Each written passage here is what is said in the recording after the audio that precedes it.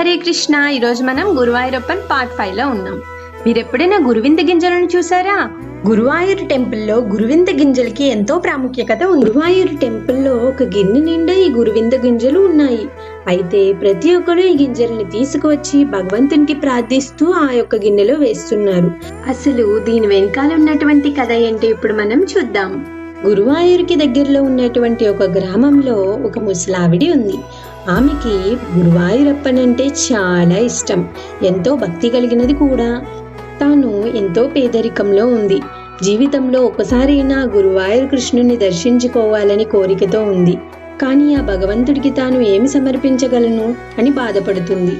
ఒకరోజు చిన్నపిల్లలందరూ గురువింద గింజలతో ఆడుకోవడం చూస్తుంది.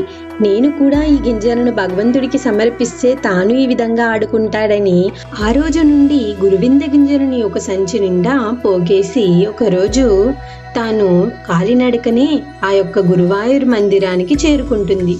ఆ రోజు కూడా చాలా రద్దీగా ఉంది. అయితే ఏదైనా విశేషమైనటువంటి రోజేమో అనుకుంది. అప్పుడు తెలిసింది, ఒక రాజు 2 ఏనుగులు భగవంతుడికి సమర్పించడానికి తీసుకువచ్చారని. ఈలోగా సైనికులు రాజు వస్తున్నాడని అందరినీ పక్కకి నడుతూ ఉండగా హఠాత్తుగా ఈ ముసలావిడి కింద పడిపోయింది. తన చేతిలో ఉన్నటువంటి గురువింద గింజలు కూడా కింద పడిపోయింది. ఇంతలో ఒకసారిగా అక్కడున్నటువంటి ఏనుగుకు మదం పట్టి అక్కడున్న వస్తువులన్నీ కూడా ధ్వంసం చేస్తూ ఉంటుంది. ఎంతమంది నియంత్రించినా ఎవరి వల్ల అది సాధ్యం కాలేదు. అప్పుడు రాజు భక్తులందరూ ఆ భగవంతుడిని ప్రార్థించగా అప్పుడు భగవంతుడు ఆకాశవాణి రూపంలో మాట్లాడుతూ, ఒక ముసలావిడి ఎంతో ప్రేమతో భక్తితో నాకు గురువింద గింజలను సమర్పించడానికి వచ్చింది. మీరు ఆమెను అవమానించారు. నాకు తక్షణమే ఆ గింజలను సమర్పించండి అని చెబుతారు.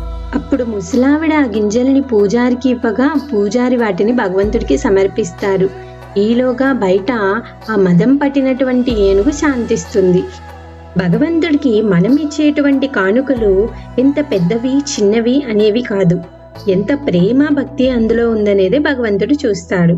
అప్పటి నుంచి అందరూ ఈ గురువింద గింజలను గురువాయూర్ కృష్ణుడికి సమర్పిస్తూ ఉన్నారు. Thanks for watching. For more interesting videos please do like, share, subscribe.